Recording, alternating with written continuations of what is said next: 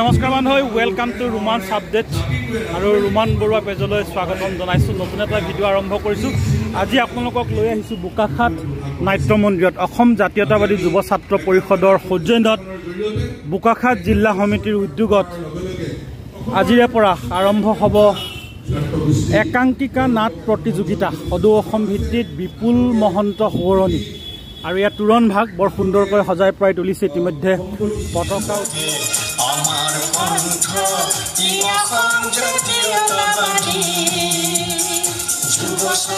কাৰ্যসূচী হৈ গৈছে। পোনপটীয়াকৈ দেখুৱাবলৈ যত্ন কৰিছোঁ। পতাকা উত্তোলনৰ কাৰ্যসূচী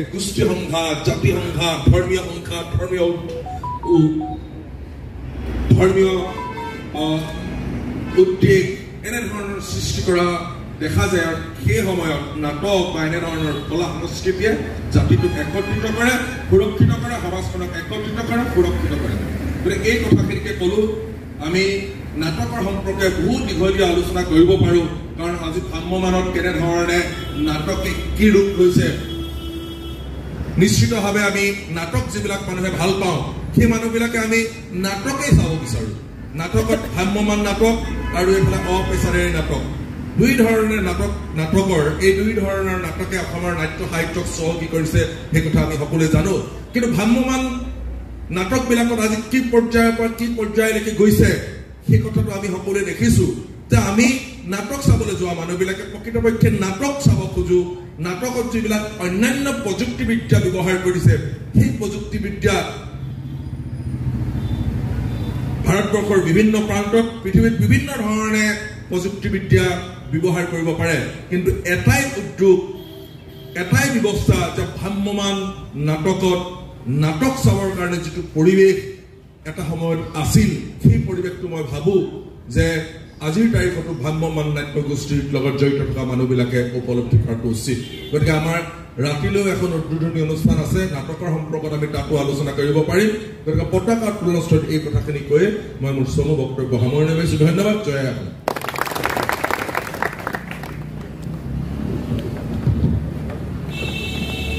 আজিৰে পৰা অনুষ্ঠিত হ'বলগীয়া যি সদৌ অসম ধন্যবাদ জনাইছোঁ প্ৰতিযোগিতা। এতিয়া কাৰ্যসূচী অনুসৰি শ্বহীদ তৰ্পণ কাৰ্যসূচী সন্মানীয় সাধাৰণ সম্পাদক ৰাতুল বৰগোহাঁইদেৱক উক্ত কাৰ্যসূচী সমাপন কৰিবৰ বাবে আমি জনাইছোঁ। লগতে প্ৰতিযোগিতা আছে বোকাখাট আৰম্ভ হ'ব আৰু তাৰ প্ৰাক মুহূৰ্তত পতাকা উত্তোলন ইতিমধ্যে হৈ গৈছে আৰু এই মুহূৰ্তত শ্বহীদ তৰ্পণ অনুষ্ঠান অনুষ্ঠিত হৈছে। আমি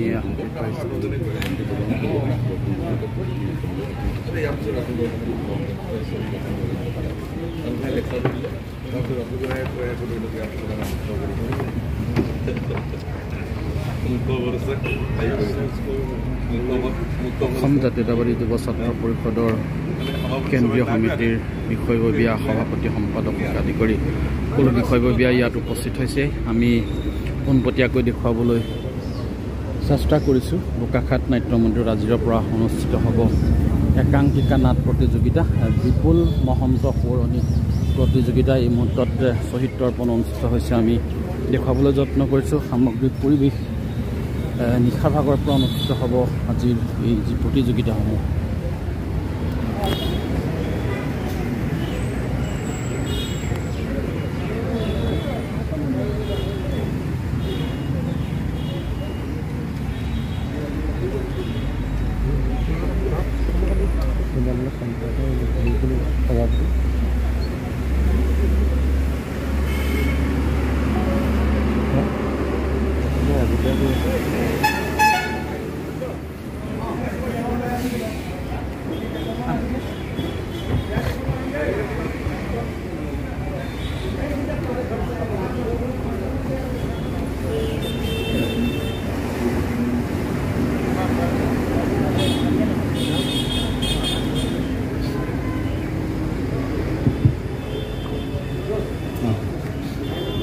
শ্ৰদ্ধাৰ সন্মানীয় সাধাৰণ সম্পাদক ৰাতুল বৰগোহাঁইদেৱক উপস্থিত ৰাইজৰ উদ্দেশ্যে দুআষাৰ বক্তব্য আগবঢ়াবলৈ আমি অনুৰোধ জনাইছোঁ।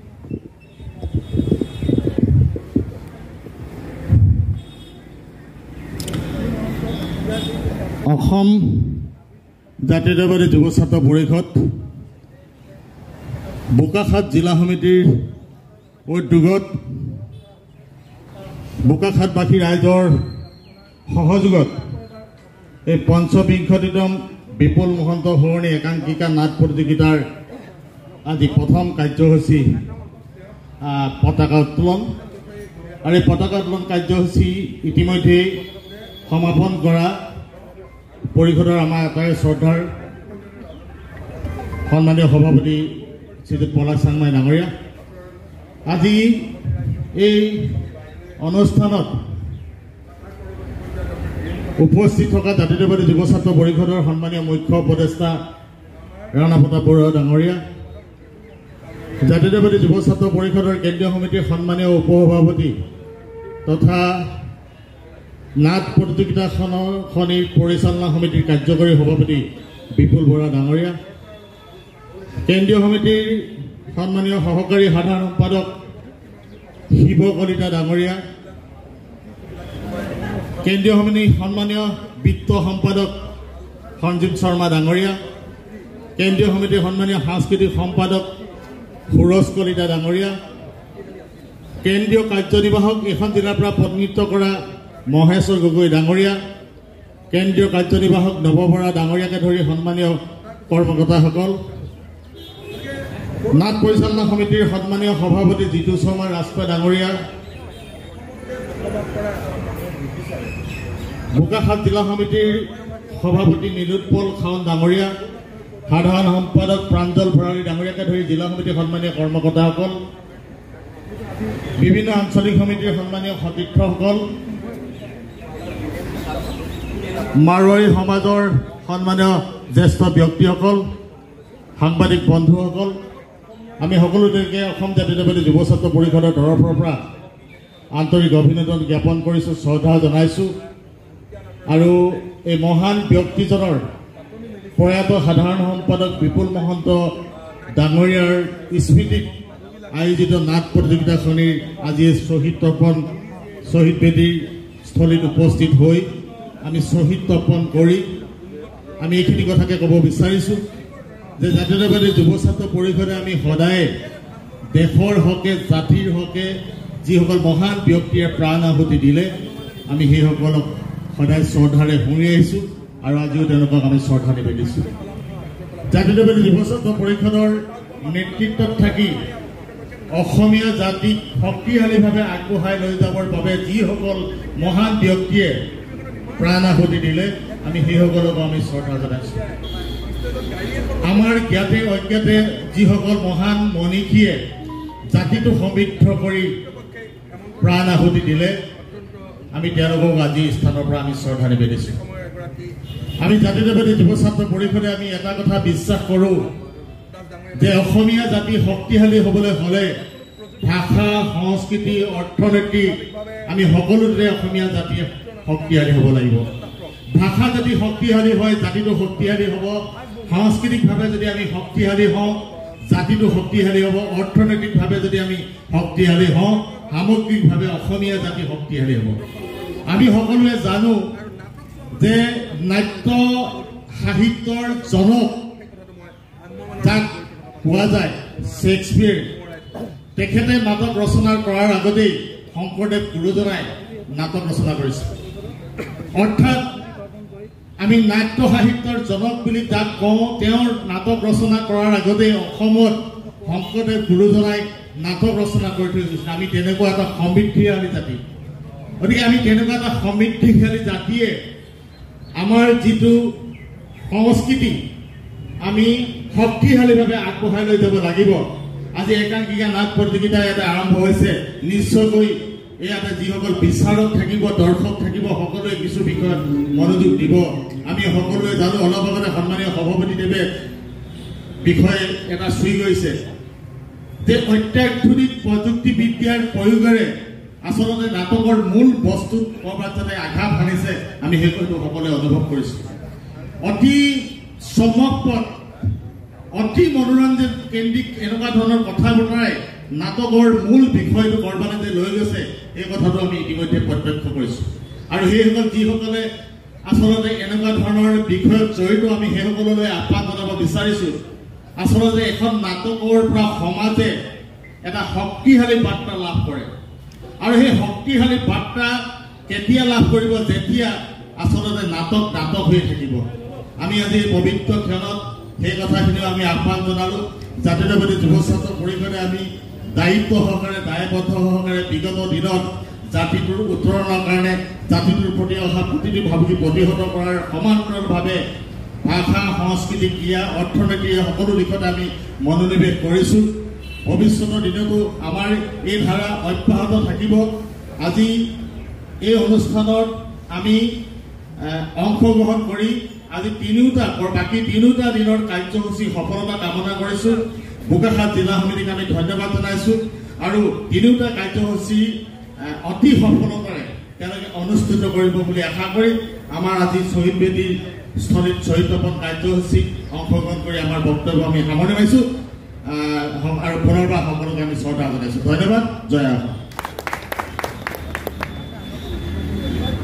ইতিমধ্যে শ্বহীদ তৰ্পণ কাৰ্যসূচী হৈ গৈছে আৰু আমি পোনপটীয়াকৈ দেখুৱাইছোঁ সামগ্ৰিক পৰিৱেশ এফালে কুৰা চাব কাৰ্যসূচী আছে আৰু নিশালৈ একাংকিকা নাট এখন বছা একাংকিকা নাট মঞ্চায়ন হ'ব আমি দেখুৱাইছোঁ আমাৰ সন্মানীয় মুখ্য উপদেষ্টা মানৱ প্ৰতাপ সুন্দৰকৈ পৰিৱেশটো দেখুৱাই আছোঁ আৰু ইয়াতে কুৰাচ হৈ গ'ল নি হৈ গ'ল ন কুৰাচ হৈ গ'ল আৰু আমি অহা দেৰি হ'ল আচলতে সেইকাৰণে কুৰাচ দেখুৱাব নোৱাৰিলোঁ কিন্তু পৰিৱেশটো অকণমান আপোনালোকক দেখুৱাইছোঁ যদি আপোনালোকে ভাবে যে একাংকিকা নাট প্ৰতিযোগিতাত আপোনালোকেও ওচৰৰ পৰা চাব বিচাৰে প্ৰতিযোগিতা চাব বিচাৰে তেনেহ'লে ইয়ালৈ আহিব পাৰিব আমি পৰিৱেশটো দেখুৱাই থাকিম ইতিমধ্যে স্বৰ্গীয় বিপুল মহন্ত সোঁৱৰণী যি নাট প্ৰতিযোগিতা আছে তাৰ প্ৰাক মুহূৰ্তত তেখেতৰ প্ৰতিচ্ছবিত বন্তি প্ৰজ্বলনৰ মাল্যাৰ্পণ কৰাৰ মুহূৰ্ত আমি শ্বেয়াৰ কৰিছোঁ এই মুহূৰ্তত মুখ্য উপদেষ্টা ৰাণা প্ৰতাপ বৰুৱা ডাঙৰীয়াই বন্তি প্ৰজ্বলনেৰে আৰম্ভ কৰিছে আজিৰ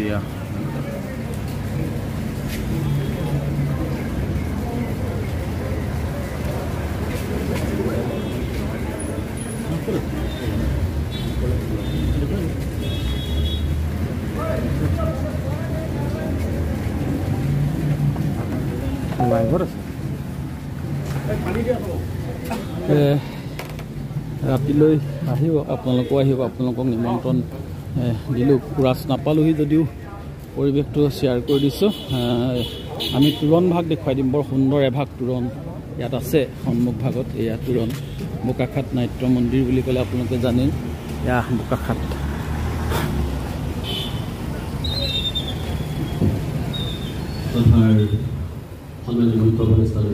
নমস্কাৰ মুখ্য উপদেষ্টা ৰাণা প্ৰতাপ বৰুৱাৰ ভাষণৰ মাজলৈ আপোনালোকক লৈ যাম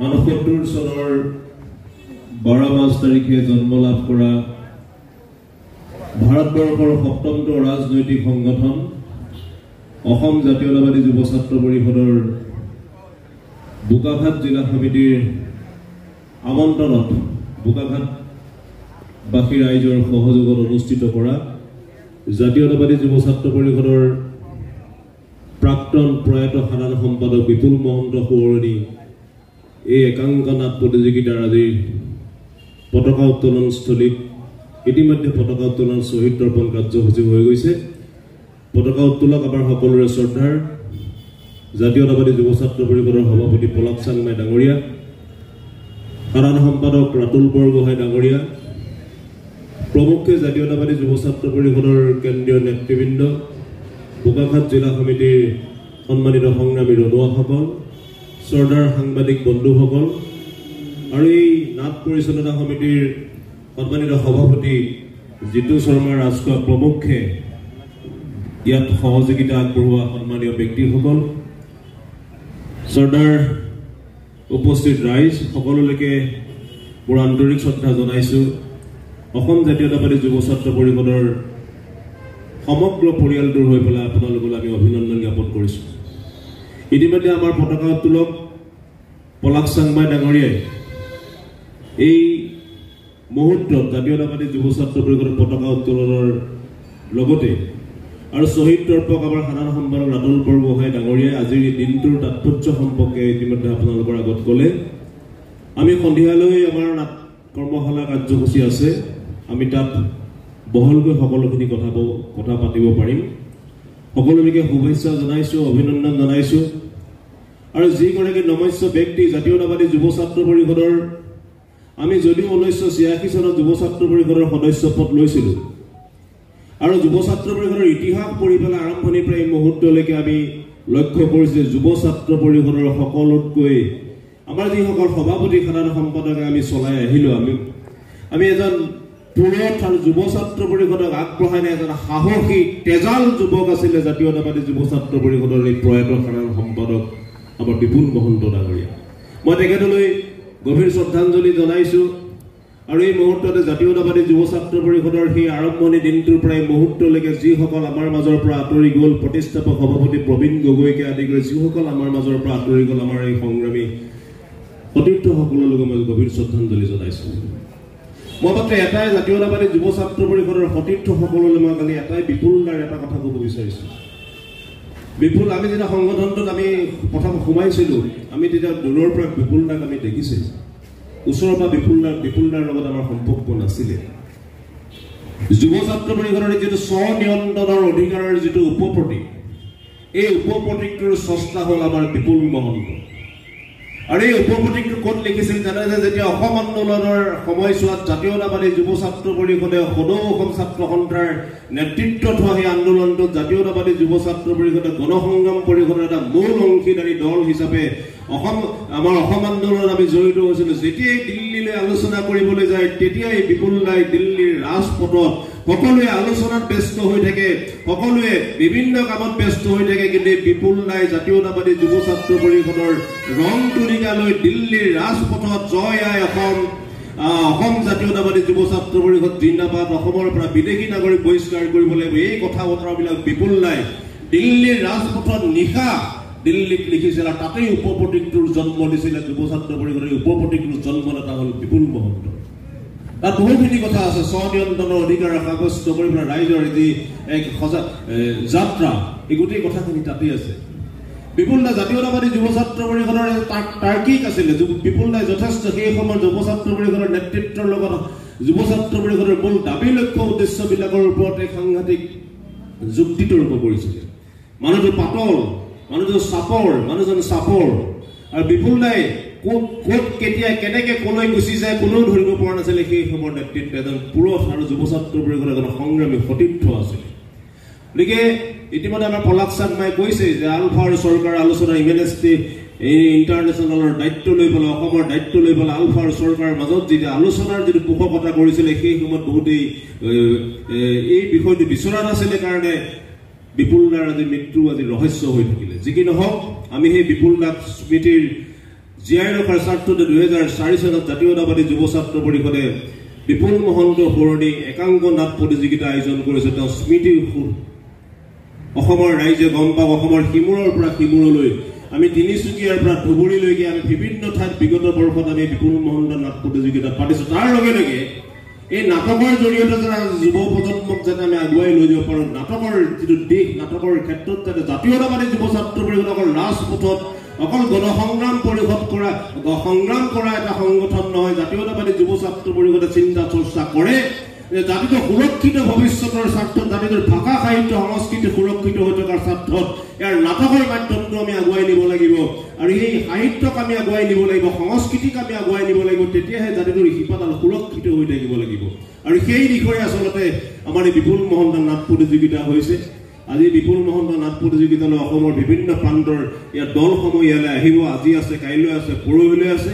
মই আৰম্ভণিতে সেই দলসমূহলৈ অভিনন্দন জনাইছোঁ। আৰু এই নাটকৰ শব্দটো যিহেতু ওলাইছে, ইতিমধ্যে আমাৰ পলাশ চাংমাই কৈ গৈছে, ৰাতুল বৰগোহাঁই কৈ গৈছে, মই এটা কথাই ক'ব বিচাৰিছোঁ, সাম্প্ৰতিক সময়ত ভ্ৰাম্যমান নাট্য জগতৰ যিটো এটা খলকনি সৃষ্টি হৈছে, মই সেই ভ্ৰাম্যমান নাট্য জগতৰ প্ৰযোজক, পৰিচালক, তাত থকা সন্মানীয় শিল্পীসকললৈ শ্ৰদ্ধা জনাই এটা কথা ক'ব বিচাৰিছোঁ, যুৱ ছাত্ৰ পৰিষদৰ এই পতাকাৰ তলৰ পৰা, যে নাটক হৈ থাকিবলৈ দিয়ক, নাটক চাৰ্কাছলৈ পৰিণত নকৰিব। এই কথা আমি সেই শিল্পীসকলক বা সেই প্ৰযোজকসকললৈ আমি ইয়াৰ পৰা আহ্বান জনাইছোঁ। আৰু সাম্প্ৰতিক সময়ত যিহেতু আমি দেখিছোঁ জাতিটো আগবঢ়াই নিয়াৰ ক্ষেত্ৰত এক বিভিন্ন চক্ৰই আমাৰ অসমৰ মহাভাৱ ব্ৰহ্মপুত্ৰৰ দুই পাৰে থকা বিভিন্ন জাতি জনগোষ্ঠীৰ মাজত বিভিন্ন সময়ত ভাগ ভাগ কৰাৰ ষড়যন্ত্ৰ কৰিছে। এই হিন্দু মুছলমান এই ধৰণৰ কথা বতৰা কৰিছে।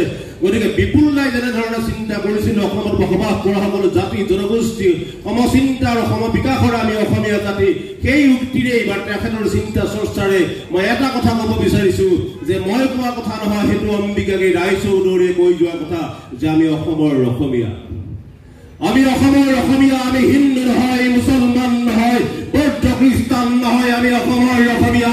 যাৰ দেশ জাতি ঘৰ বেটি মাতি সি যদি নাথাকে চেতনা লৈ এই দাবানল লোমাবলৈ দেশ উজলিব, জাতি উজলিব, আমি উজলি যাম ভস্ম হৈ। পুনৰবাৰ ইয়াত উপস্থিত থকা সকলোকে পুনৰবাৰ আন্তৰিক শ্ৰদ্ধা জনাই বিপুল দালৈ পুনৰবাৰ গভীৰ শ্ৰদ্ধাঞ্জলি জ্ঞাপন কৰি আমাৰ বক্তব্য সামৰণি মাৰিছোঁ। ধন্যবাদ। জয় অসম। নিশ্চয়কৈ আমি পৰিৱেশ নাট্য মন্দিৰৰ মাজলৈ লৈ যাম। এই পুষ্পাঞ্জলি অনুষ্ঠান আমাৰ অংশগ্ৰহণ কৰিবৰ বাবে সকলোকে আমি অনুৰোধ জনাইছোঁ। ইতিমধ্যে সকলোৰে বক্তব্য ফুটি উঠিছে।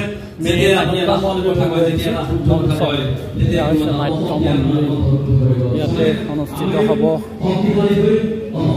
নাট্যমন্দিৰ অনুষ্ঠান আছে। অসম জাতীয়তাবাদী যুৱ ছাত্ৰ পৰিষদৰ সৌজন্যত বোকাখাত জিলা সমিতিৰ উদ্যোগত বোকাখাতবাসী ৰাইজৰ সহযোগত সদৌ অসম ভিত্তিত বিপুল মহন্ত সুৰণী একাংকিকা নাট প্ৰতিযোগিতা বোকাখাত নাট্য মন্দিৰ। গতিকে আপোনালোকক নিমন্ত্ৰণ এতিয়া বহু ঠাইৰ বহু নাট্য দলে ইয়াত অংশগ্ৰহণ কৰাৰ কথা আছে।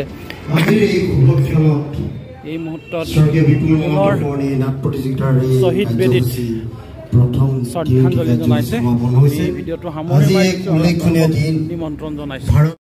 অসমীয়া জাতি সাহিত্য সংস্কৃতিৰে যাতে চহকী হৈ থাকে, তেওঁ যিটো সপোনৰ তেওঁৰ যিখন অসম, সেই সপোনৰ অসমখনকে আমি তেওঁ বাটেৰে বাট কৰি আমি অসম জাতীয়তাবাদী যুৱ ছাত্ৰ পৰিষদে আজি আগবাঢ়ি গৈ আছোঁ। এইখিনি কথা কৈ মই মোৰ বক্তব্য সামৰণি মাৰিছোঁ। ধন্যবাদ। জয় অসম। ধন্যবাদ জনাইছোঁ মই কেন্দ্ৰীয় সমিতিৰ মাননীয় সভাপতি মহোদয়। আমি এই শ্ৰদ্ধাঞ্জলি অনুষ্ঠান দিনটোৰ বাবে খোলাই থাকিব। আমি অসমীয়া নহওঁ দুখীয়া বুলি সান্তনা লভিলে নহনীয়া কৃষ্টি আঁকোৱালি লৈ হৈছিল সৃষ্টি এই মোৰ অসম দেশ। বিভেদ পৰিহৰি নিহাতে শ্ৰম কৰি দেশক নগঢ়িলে এই দেশ হ'বনিহে আৰু মনবোৰ ভাগি ছিগি যাব। নহ'লে অসমীয়াই অসমৰ মাটিতে নিজেই ভগনীয়া হ'ব। আমি অসমীয়া নহওঁ দিয়া বুলি ভবা প্ৰতিজন অসমীয়া, তুমিওতো জানা এটি কথা, আপোন মাতৃ অশ্ৰু নমচিলে বিশ্বৰ প্ৰেম হ'ব বেঠা। তুমি বিশ্বৰ শৰীৰৰ পৰংগু অংগ হ'লে বিশ্বই জানো ভাল পাব। পৃথিৱীত জনমী সচেতন নহ'লে প্ৰাপ্য ঠিতাতে হেৰাব। আমি অসমীয়া নহওঁ দুখীয়া বুলি সান্তনা লভিলে নহ'ব। ভূপেন দাই